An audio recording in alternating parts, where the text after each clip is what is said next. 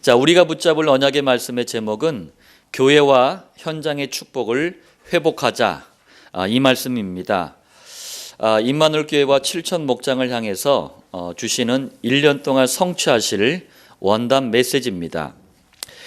새해가 되면은 교회를 다니든 안 다니든 상관없어요. 보니까 많은 분들이 띠 얘기를 하더라고요. 올해는 경자년이다, 쥐띠에다, 그런 얘기를 합디다. 그런데 복음 받은 우리는 절대 사용하지 말아야 될 단어가 띠입니다. 왜 그러냐면은요, 띠는 불교에서 섬기는 동물 모양의 신입니다. 12신이에요. 그래서 불교 국가들, 예컨대 인도, 중국, 태국, 일본, 한국 이런 나라들은요, 전부 띠가 있어요. 같은 띠가 있습니다. 이 띠를 가지고 사주팔자를 따지는 거예요. 제가 분명히 말씀드립니다. 우리는 여기서 이미 해방된 하나님의 자녀입니다. 교회를 다니면서도 예수를 믿는다고 하면서도 자꾸 불교에서 말하는 그 잡신에 매일 이유가 없어요. 그래서 여러분들 이런 우상숭배, 또 다른 형태의 우상숭배에 매이지 않도록 주의하시고, 이 부분을 잘 모르는 교인들에게도 여러분들이 잘 설명해 주시길 바랍니다. 자, 서론입니다. 2020년 우리가 단 한 번도 걸어가 본 적이 없는 새로운 한 해를 맞았습니다. 그러면은 정상적인 성도라면 이 질문을 합니다. 어떻게 새로운 한 해를 시작할까? 이 질문을 합니다. 여러분들이 서론으로 4가지를 붙잡고 시작하시면 됩니다. 첫 번째입니다. 강단 말씀을 통해서, 다른 데를 얘기하는 게 아니에요. 강단 말씀을 통해서 하나님의 소원을 깨닫고 그 소원을 붙잡고 여러분들 시작하시면 됩니다. 하나님의 소원은 저와 여러분들이 훌륭한 인격을 갖추고 수준을 높이고 이런 데 있지를 않아요. 이건 상식입니다. 하나님의 진짜 소원을 바울의 입을 통해서 말씀합니다. 디모데전서 2장 4절에 하나님은 모든 사람이 구원을 받으며 진리를 아는 데에 이르기를 원하시느니라. 그리스도 안에만 있는 것이 영원한 생명입니다. 이 영원한 생명을 영생을 주시기로 작정된 자들에게 주시는 거예요. 그런데 이 작업을 누구를 통해서 하십니까? 복음 가진 우리들을 통해서 하시는 거예요.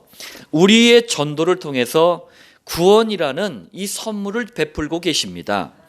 그리고 구원받은 성도들이 참된 진리는 그리스도입니다. 이 그리스도를 바르게 알기를 하나님은 소원하시는 거예요. 두 번째입니다. 역시 강단 말씀을 통해서 여러분들 하나님의 마음을 깨달으시길 바랍니다. 이 마음을 붙잡고 시작하시면 돼요. 하나님의 마음은 우리가 불교나 천주교보다 구제, 사랑, 봉사를 더 잘하는 게 아닙니다. 이건 상식이라니까요. 하나님의 마음을 누가복음 15장에 직접 말씀하셨어요. 그것도 잘 못 알아들을까 봐 비유로 말씀하셨습니다. 우리 안에, 이 양을 가두는 우리 안에 99마리 양이 있어요. 근데 한 마리 양이 길을 잃어버렸어요. 비유로 말씀하셨습니다. 하나님의 마음은 구원받은 99명의 성도에게도 있지만 길을 잃어버린 한 영혼에 있는 거예요. 이번엔 또 10드라크마, 이 비유로 말씀하십니다. 10드라크마 중에 1드라크마를 잃어버렸어요. 무슨 말입니까?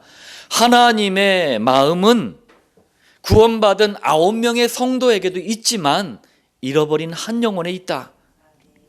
이번에는 아버지 집을 떠난 이 둘째 아들, 이 비유로 말씀합니다. 방탕한 둘째 아들 비유로 말씀하셔요.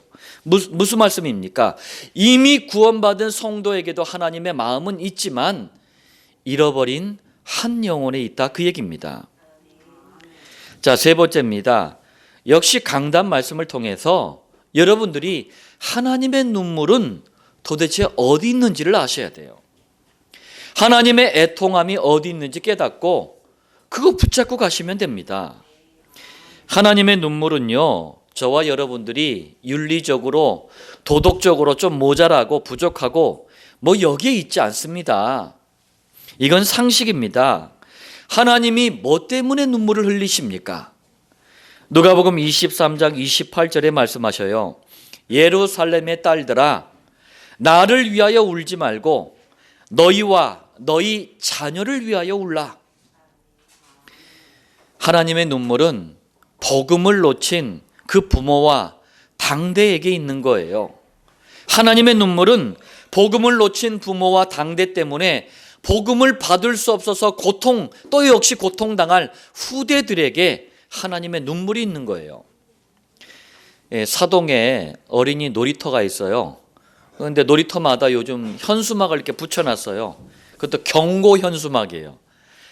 뭐라고 써놨냐면은 청소년들 어린이 놀이터에서 흡연하지 마세요.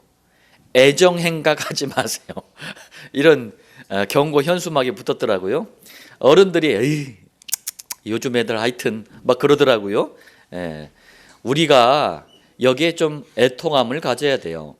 복음을 듣지 못하니까 우리 후대들이 고통을 당하고 있는 겁니다. 자, 네 번째입니다. 강단 말씀을 통해서 하나님의 계획을 붙잡으세요. 이거 붙잡고 시작하시면 됩니다. 하나님의 계획은 우리들이 다른 사람이 배 아플 만큼 돈 많이 벌고 성공하는 데 있지 않습니다. 미안합니다. 이건 상식이에요. 하나님의 계획은 우리가 육신적인 욕망, 이 탐욕을 채워주는 종교, 우상, 미신처럼 그런 데 있는 게 아니에요. 하나님은 우리의 심부름꾼이 아닙니다. 하나님의 계획을 직접 말씀하셨어요. 사도행전 1장 8절에 오직 성령이 너희에게 임하시면 너희가 권능을 받고 예루살렘과 온 유대와 사마리아와 땅끝까지 이르러 내 증인이 되리라.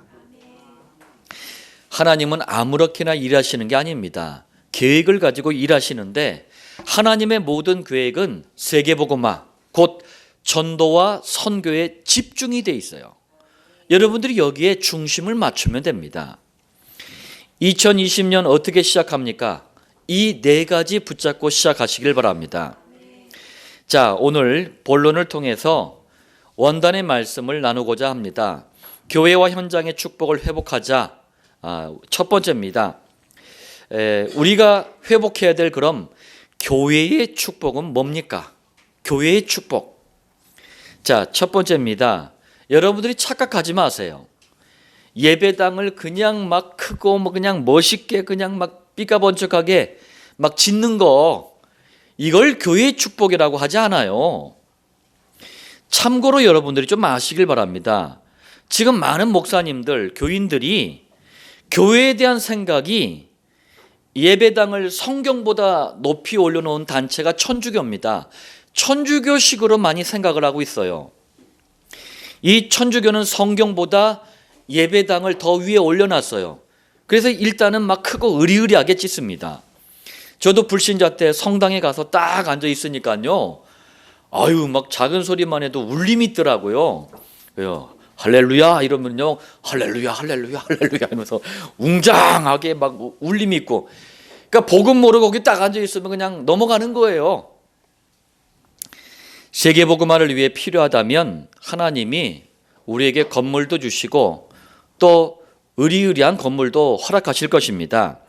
이런 거는 우리가 막 생명 걸 일이 아니에요.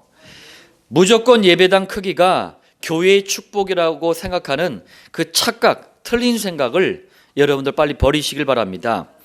우리가 회복해야 할 교회의 축복은 사도행전 1장 1절부터 3절 말씀처럼 초대교회를 따라가면 됩니다. 초대교회가요, 다른 걸 한 게 아니에요. 강단에서 예수는 그리스도라는 이 유일한 복음, 확실한 복음을 끊임없이 선포했습니다. 성경은 이걸 교회의 축복이라고 말씀하셔요. 할렐루야. 저는 믿습니다. 자, 두 번째입니다. 교인들 숫자가 엄청 많아. 수준도 높아. 돈도 많아. 사회적인 배경도 좋아. 그래가지고 마치 기업처럼 서로 이익을 주고받아.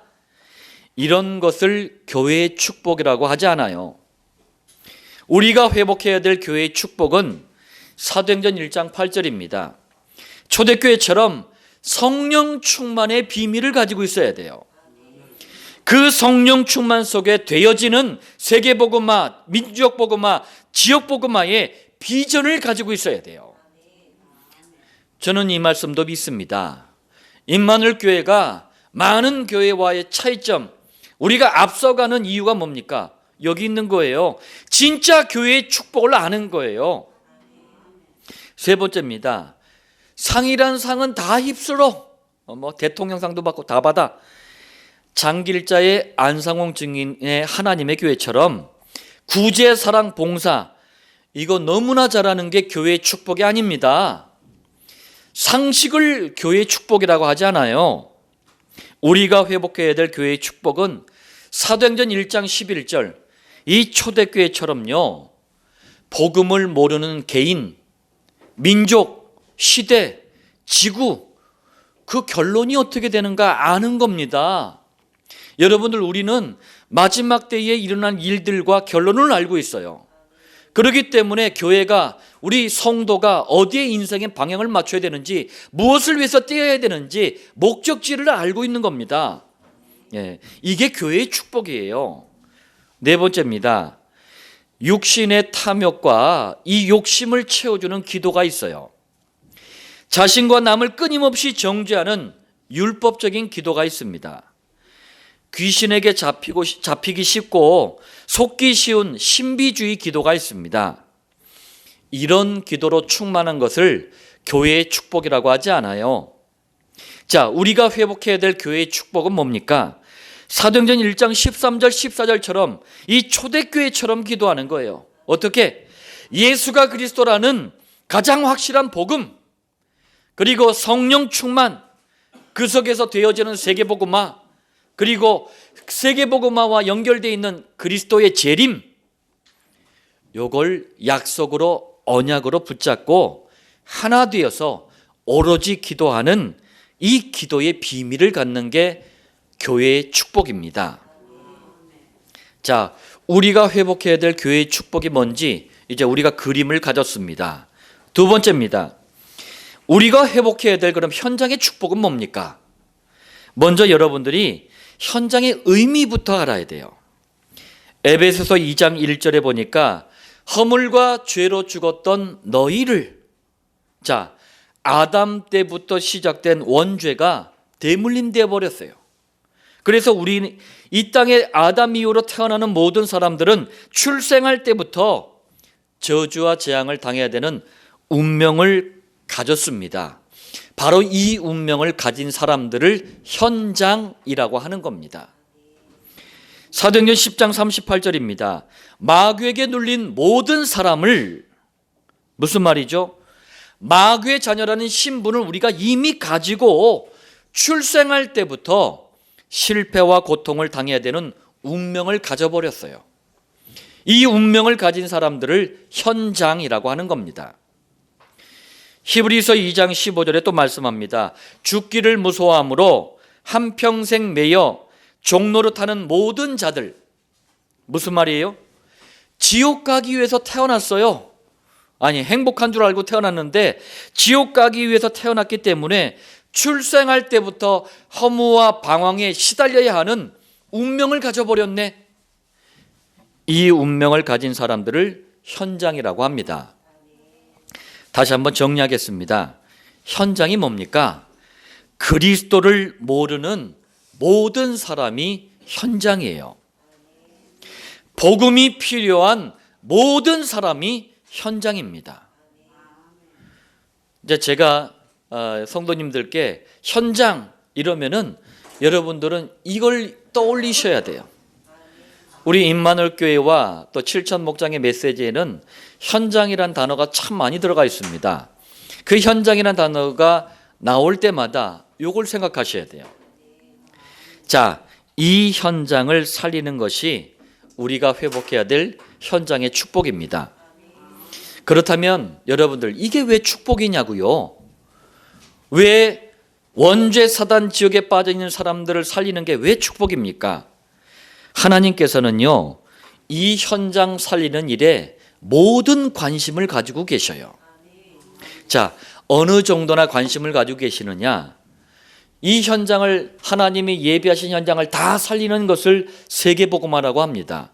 세계복음화 되는 날 지구가 종말을 고해요. 지구에 사는 모든 사람들이 심판을 당합니다. 그 날이 예수님의 재림이에요. 세계복음화와 예수님의 재림은 직결되어 있어요. 이만큼 중요한 거예요. 마태복음 24장 14절에 이 천국 복음이 모든 민족에게 증언되기 위하여 온 세상에 전파되리니 그제야 끝이 오리라. 세계복음화와 예수님의 재림 직결되어 있어요. 세계복음화가 현장 다 살리는 건데 이게 재림과 직결이 되어 있다니까요. 이만큼 중요합니다. 또 하나님의 영원한 계획 중에 계획이 이 현장 살리는 일이에요. 그래서 여러분들 여기에 마음만 담아도 돼요. 뭐 요란하게 안 해도 돼. 마음만 담아도 돼요. 에베소서 1장 4절에 창세전에 그리스도 안에서 우리를 택하사, 창세전에 저와 여러분들을 택했대요. 또 1장 5절에 우리를 예정하사, 미리 예정했대요. 언제? 창세전에 자기의 아들들이 되게 하셨으니. 전부 무슨 말입니까? 저와 여러분도 현장이었습니다. 현장 살리는 일은 하나님의 영원한 계획이다, 그 말이에요. 자, 그러나 지금 교회와 교인들이 이 현장의 축복을 잃어버렸어요. 절대로 이런 일이 없어야 되는데 교회들이 윤리, 도덕, 인격 수준, 이런 인간의 의의를 가르치는 종교단체처럼 종교화되어 가면서 현장을 놓쳐버렸어요. 자, 강단이 종교화되면은요, 교인들은 복음에 무지할 수밖에 없어요. 그러면 절대 안 보이는 게 현장이에요. 왜? 나 살기 바빠. 내 코가 석자야. 내 문제가 산이야. 그러니까 교인들의 특징이 뭡니까? 무조건 나만 위해달래. 우울증 환자들의 특징이 뭔지 아십니까? 나밖에 안 보여요. 그 나도 정확하지 않는 나. 마치 우울증 환자들 같아. 나만, 하나님은 나만. 너무 이기적이야. 나만. 어느 식당에 이제 저희 가족이 갔어요. 그런데 바로 옆 테이블에 연세가 조금 있으신 부부가 와서 딱 앉더라고요. 저는 그래요. 사모랑 저랑 길 가다가 사람들 딱 보잖아요. 대강 직업을 알아맞혀요. 희한하죠? 현장을 많이 다니다가 보니까 그 대강 직업 알아맞혀요. 특히 중직자 목사님은 기가 막히게 알아맞혀요. 딱 보니까 중직자 내지는 목사님이더라고요. 부부가 앉았는데, 그 좀 잠시 후에 또 이제 젊은 부부가 또 들어왔어요. 보니까 딸하고 사위예요. 근데 이제 식사가 이제 딱 나오니까 두 부부는 기도를 하더라고요. 그러니까 제가 맞은 거예요. 딱 예상을 했는데 맞아요. 이게 식당에서 아무나 기도 안 하거든요. 중직자 내지는 목사님 좀 돼야지 기도하거든요. 기도하더라고요. 그런데 갑자기 저도 너무 크게 들렸으니까 교회 욕을 막 하는 거예요. 교회 욕을 막 하더니만 음식을 먹으면서 또 소주를 시켜. 그런데 이게 소주를 갖다가 이게 나누고 이게 드시는 걸 딱 보니까 한두 번 해본 솜씨가 아니야. 여러분들, 이러니까 교인들은 불신자들한테 욕을 먹는 거예요. 자, 왜 그렇습니까? 종교화돼서 그래요. 종교화가 되면은요, 나밖에 안 보여요. 하나님의 영광, 뭐 하나님을 위해서 액세서리 정도밖에 안 돼요. 그냥 남들한테 그럴듯하게 보이는. 자, 그럼 어떻게 해야 현장의 축복을 회복할 수 있습니까? 초대교회처럼 강단과 목장에서 복음, 이 그리스도부터 완전하게 회복을 해야 돼요. 저와 여러분들이 저를 위해서 기도하시길 바라요. 정말 그리스도만 선포될 수 있도록. 자, 초대교회처럼 복음을 깨닫고 체험하고 누리며 증거할 수 있도록 평신도 중심의 전도가 일어나야 돼요. 자, 초대교회처럼 장소를 고정하고 이 일을 지속할 수 있도록 곳곳마다 여러분들 목장을 열어야 됩니다. 복음이 곳곳마다 들어가지 않으면요, 이 종교화된 교회가 절대로 살릴 수 없는 게 현장이에요. 자, 본론 세 번째입니다. 그럼 여러분들 어떻게 해야 교회와 현장의 축복을 회복할 수 있습니까? 어떻게? 오늘 본문 사도행전 5장 42절이 그 답이에요. 자, 첫 번째로 성전에 있든지, 이 말씀은 교회의 축복을 말하는 거예요. 여러분들 먼저 성경 66권에 흐르고 있는 교회에 대한 이해가 조금 있어야 됩니다. 자, 제일 처음에 창세기 3장에 원죄사단 지옥이라는 사건이 터져버렸어요. 이걸 해결하는 답으로 주신 게 희생제물이에요. 피 흘리는 희생제물, 이 희생제물을 드리던 제단시대, 이게 교회예요. 자, 그러면서 시간이 흐르면서 출애굽 광야 시대에는, 이 사막에서의 40년 시대에는 성막을 주십니다. 성막시대, 이게 교회입니다. 자, 그리고 드디어 이스라엘이 가나안 땅을 정복하면서 제1차, 2차, 3차에 걸친 성전 시대가 열립니다. 이게 교회입니다. 그러다가 드디어 교회의 주인공, 교회의 실물이 오셨어요. 그리스도이신 예수님이 바로 그분이에요. 자, 그리스도의 일을 완성하신 예수님이 승천하십니다. 그러면서 성령님에 의해서 초대교회가 세워져요. 본격적인 교회 시대가 열린 겁니다. 이 21세기인 지금은 정확히 표현하자면 성전이라고 하면 안 돼요. 교회라고 하셔야 돼요. 교회. 예. 성경 66권도 교회의 참 주인은 그리스도이신 예수님이시라고 증거하고 있어요. 이게 지금 성경의 이게 흐름이에요. 예. 자, 그러므로 여러분들 교회의 축복을 회복하려면 교회가 구제사랑 봉사의 단체가 되면 안 돼요. 교회 강단부터 아무것도 섞이지 않는 원색적인 복음만 선포돼야 됩니다. 교회의 축복을 회복하려면 교회가 윤리도덕을 가르치는 단체가 되면 안 됩니다. 교회 강당부터 흐리멍덩한 것이 아니라 가장 확실한 복음만 선포돼야 돼요. 교회가 인격 수준을 높여주는 단체가 되면 안 됩니다. 상식입니다. 교회 강단부터 여러 가지 이론이 아니고 유일한 복음만 선포돼야 돼요. 두 번째입니다. 집에 있든지. 자, 이 말씀은 현장의 축복을 말합니다. 이 말씀을 이해하려면 복음만 전했던 초대교회가 얼마나 많은 핍박과 어려움을 당했는지 그것부터 좀 아셔야 됩니다. 자, 당시 이스라엘은 그리스도만 빠졌어요. 그리스도만 빠진 율법의 행위만 강조하는 유대교라는 종교에 잡혀버렸어요. 또 사내들인이라는 종교와 정치의 집합제인 사내들인 공회가 있었어요. 그리고 바리새인, 서기관 등 종교 권력, 이걸 교권이라고 합니다. 교권을 가진 사람들이 이스라엘을 통치하고 있었어요. 자, 이런 시대에 예수가 그리스도라네, 예수가 이스라엘이 그토록 기다렸던 메시아라네, 이렇게 말하는 초대교회가 눈에 까신 거예요. 자, 그래서 종교 권력을 이용해서, 교권을 이용해서 금종령을 내리고 핍박을 합니다.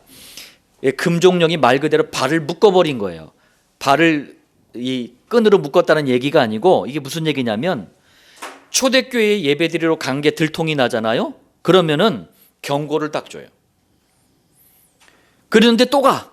그러면은 사회적 지위, 재산 그거요 다 빼앗아 버리고 구속해 버려요. 사회와 완전히 왕따를 시켜버려요. 단절을 시켜버려요. 그런데 또 가. 그럼 사형을 당합니다. 아주 무서운 거예요. 자, 이뿐만이 아닙니다. 초대교회가 또 안디옥 교회가 여러 지역에 또 복음을 전했잖아요. 그러니까 종교인들과 우상 숭배자들이 복음이 전파되면서 예수를 믿게 돼요. 그러면은 종교와 우상 숭배로 인해서 돈을 벌던 사람들이 있단 말이에요. 하다못해 뭐 우상을 깎든지 세우든지 하면서 돈을 벌던 사람들이 이익이 줄어드니까 폭동을 일으켜요. 그리고 심지어는 폭력을 행사합니다. 그리고 고소고발을 해가지고 감옥에 가두기까지 해요. 이것도 모자라서 여기에 또 태양신을 섬기던 당시 세계 최고의 강대국 로마는 10명의 황제들이 번갈아 가면서 자그마치 250년간 상상할 수 없는 핍박을 가해옵니다. 자, 여러분들 상황이 이랬어요. 이런 이유 때문에 지금처럼 예배당 중심으로 이렇게 공개적으로 예배를 드릴 수 없는 상황이었어요. 여러분들 북한, 저기 중국, 이슬람 여러 나라들 아직까지요 공개적으로 예배 못 드립니다. 우리가 지금 이렇게 예배 드리는 게요 얼마나 행복한 일인지 몰라요. 자, 그러니까 어떻게 하느냐? 주일날엔 카타콤이라고 있어요. 카타콤이라는 게 막 이렇게 깎아지른 절벽 같은데, 막 산 같은데 이런 데다가 입구는요 구멍이 기어서 들어갈 만큼 입구는 요만해. 그래도 한참을 기어 들어가야 돼요. 한참을 엄청 기어 들어가야 돼. 몇백 미터를 막 때로는 막 기어 들어가야 돼. 그러면은 동굴 안에 요만한 이게 좀 장소가 나와요. 거기 숨어서 입도 뻥끗 못하고 그냥 예배 드린 거예요. 예. 거기 숨어가지고. 그래가지고 그것도 또 발각이 되니까 막 여러 군데 팠어요. 카타콤이라 그래요, 그걸. 그렇게 예배를 드렸어요. 그러고 나가지고 강단 말씀을 받으면은 이제 삶의 현장으로 돌아가는 거예요. 그래서 만남의 축복을 누리는 겁니다. 예수가 그리스도라는 이 복음을 각자 개인적인 직업이나 친분 아니면 관계를 통해서 은밀하게 전하는 거예요. 그리고 지속해서 듣길 원하는 사람이 나타나면은 어떻게 합니까? 지금도 그래요. 가장 은밀한 장소는 집이에요. 가정이에요. 글로 파고 들어가 가지고 전한 거예요. 그래서 성경에 사도행전에 보면 사도행전이나 이 서신서들에 보면 집이라는 단어가 그래서 많이 나왔던 거예요. 예. 자, 이것을 21세기 임마누엘 교회에서는 목장이란 개념으로 발전을 시킨 거예요. 그래서 목장은 가정도 될 수 있고 직장도 될 수 있고 관공서도 될 수 있고 학교 교실도 될 수 있고 병원도 될 수 있고 그리고 사람들이 모여서 말씀을 받을 수 있는 모든 곳은 다 목장이 될 수가 있는 거예요. 그래서 임마누엘 교회가 지금 그렇게 하고 있는 거예요. 여러 군데 다양한 목장들이 있는 거예요. 이게 성경적인 전도를 실천하고 있는 겁니다. 자, 세 번째입니다. 예수는 그리스도. 자, 이 말씀은 교회와 현장의 축복을 회복하려면 초대교회가 교회와 현장에서 누렸던 또 증거했던 이 말씀을, 예수는 그리스도라는 이 말씀을 반드시 알아들어야 돼요. 예. 자, 예수 그리스도가 아니잖아요. 그죠? 정확히 말하면 예수는 그리스도, 이게 이 표현이 맞아요. 예. 이게 무슨 말입니까? 예수님은 저주와 재앙의 원인이 되는 원죄와 모든 죄를 영원히 속죄하시는, 영원히 용서하시는 그리스도이시다. 예수님은 고통과 실패의 원인이 되는 사단과 그 일을 멸하신 그리스도이시다. 예수님은 허무와 방황의 원인이 되는 지옥 운명을 천국으로 바꾸는 그리스도이시다. 자, 예수님은 그리스도의 일을 하시려고 이 땅에 오셨어요. 그리고 십자가에서 죽으심과 부활을 통해서 이 그리스도의 일을 완성하셨습니다. 이걸 예수는 그리스도라고 하는 거예요. 이걸 복음이라고 합니다. 그래서 교회와 현장의 축복을 회복하려면 바로 이 복음부터 반드시 회복을 해야 되는 거예요. 그래서 제가 우리 이제 사역자들은 아시잖아요. 현장에서 많은 문제 만난 사람들을 만나요. 제가 다른 얘기한 걸 본 적이 있으신 분, 복음만 얘기합니다. 자, 그리고 네 번째입니다. 날마다 이러면서 예수는 그리스도라고 가르치기와 전도하기를 그치지 아니하니라. 자, 여러분들 교회와 현장의 축복을 회복하려면 날마다 이 말씀을 성취를 누리시길 바랍니다. 다시 말하자면 날마다 그치지 않고 지속해서 예수는 그리스도라는 이 복음을 가르치고 전도하려면 성경 66권을 통해서 복음이 끊임없이 발견되고 고백되고 체험되고 누림이 되어야 돼요. 한 주간에 제가 엄청나게 많은 분량의 메시지를 준비합니다. 그게 다 어디서 나옵니까? 성경 66권에서 나오는 거예요. 어떻게 만들어집니까? 연구에서, 물론 연구도 합니다. 어디 참고해서 참고도 물론 합니다. 그렇지만 전부 뭡니까? 현장에 살리는 이 말씀은 성경 66권을 통해서 그리스도를 발견하고 고백하고 체험하고 누리는 거예요. 자, 결론을 말씀드리겠습니다. 2020년 교회와 현장을, 이 교회와 현장의 축복을 회복하기 위해서 우리 성도 개인들마다, 우리 각자마다 나의 그릇을 준비하시길 바랍니다. 남의 그릇 가지고 뭐라고 하지 마세요. 내 그릇을 준비해야 돼요. 자, 그릇이 준비되어야 하나님의 역사와 인도를 담을 수가 있어요. 하나님의 응답을 담을 수가 있어요. 자, 그럼 어떤 그릇을 말합니까? 첫 번째입니다. 여러분들, 교회의 모든 축복을, 아까 제가 말씀드렸잖아요. 교회의 축복이 뭔지. 이 교회의 모든 축복을 강단 노트 한 권의 그릇에 담으시길 바랍니다. 자, 이게 무슨 말이냐면요, 강단 노트에 주일 강단 말씀, 그리고 목장의 말씀을 기록하세요. 또 이 말씀을 중심으로 깨달은 것, 이 묵상한 것, 응답받은 것, 그리고 점검하고 반성하고 결단한 것, 전도 대상자 명단, 또 한 주간의 큰 사건, 뉴스, 이런 한 주간의 모든 삶을 싹 다 강단 노트에 기록하시길 바랍니다. 이게 강단 노트라는 그릇을 준비하는 거예요. 이게 여러분들, 우리 다 하고 계시잖아요. 처음에는 잘 안 돼요. 하다 말다 그래요. 그렇지만 지속하잖아요. 이게 안 되는 게 비정상이에요. 안 되는 게 이상해져 버려요. 그리고 이걸 해보신 분들은 다 고백합니다. 얼마나 중요한지를 고백을 해요. 자, 두 번째로, 현장의 모든 축복을, 아까 제가 현장의 축복이 뭔지 말씀드렸습니다. 현장의 모든 축복을 목장이란 그릇에 담으시길 바랍니다. 우리 임마누엘교회 성도님들, 제가 이거 보니까 다 다양한 형태의 목장에 한 곳 이상은 다 참여하고 계셔요. 한 곳 이상의 목장에 다 참여하시길 바랍니다. 그리고 한 곳 이상의 목장을 열 수 있도록 도전도 하시길 바랍니다. 왜 이래야 됩니까 도대체? 자, 목장은 하나님의 모든 관심과 소원인 그리스도를 통한 구원, 그리고 영원한 생명의 축복을 누리는 곳이 목장이기 때문에 그래요. 그리고 목장은요, 만남의 축복을 누리는 것입니다. 여러분들, 만남이 얼마나 중요해요.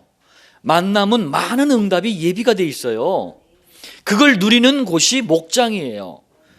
또 목장의 성도 개인이 현장의 모든 축복을 회복하고 누리는 곳입니다.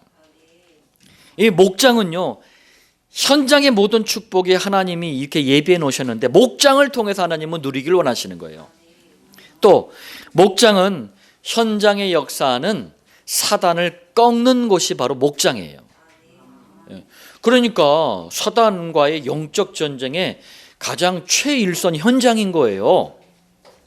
자, 성경에 우리 예수님께서 사도행전 1장 3절에 보면은 부활하신 예수님께서 40일 동안, 바로 승천하신 게 아니고 40일 동안 뭘 제자들에게 말씀하셨대요? 하나님 나라에 대해서 40일 동안 가르치셨대요. 이 네 가지가 바로 하나님의 나라예요. 마태복음 6장 33절처럼 그의 나라, 하나님의 나라가 뭡니까? 바로 이 네 가지를 하나님의 나라라 그래요. 하나님의 나라가 임한다라는 표현이 이 네 가지가 응답되어지는 걸 하나님의 나라가 임한다라고 하는 거예요. 자, 세 번째입니다. 교회와 현장의 모든 축복을, 이번엔 교회와 현장의 모든 축복입니다. 정시기도라는 그릇에 담기를 바랍니다. 자, 여러분들, 정시기도는요, 교회와 현장을 연결해주는 다리예요, 다리. 예. 그러니까 정시기도가 없으면은 교회 따로 현장 따로 이게 따로 국밥이 돼 버려요. 그러니까 많은 분들이 왜 교회와 현장이 따로따로 놉니까? 연결 다리가 없어서 그래요. 자, 그리고 정시기도는요, 성경적인 기도응답의 가장 좋은 방법이에요. 예. 자, 2020년 원단 메시지 교회와 현장의 축복을 회복하자, 이 말씀을 선포했습니다. 여러분들, 교회와 현장의 축복을 회복하기 위해서 우리 임마누엘 교회와 7천 목장에서 또 유튜브 영상으로 말씀 받는 모든 분들은 그릇을, 그것도 아주 큰 그릇을 준비하시길 바랍니다. 강단 노트, 그리고 정시기도, 이 목장이라는 좋은 그릇을, 하나님이 가장 원하시는 이 그릇을 준비해서 2020년 이 말씀의 성취를 마음껏 누리는 가장 축복된 한 해 되시길 예수님 이름으로 축원드립니다.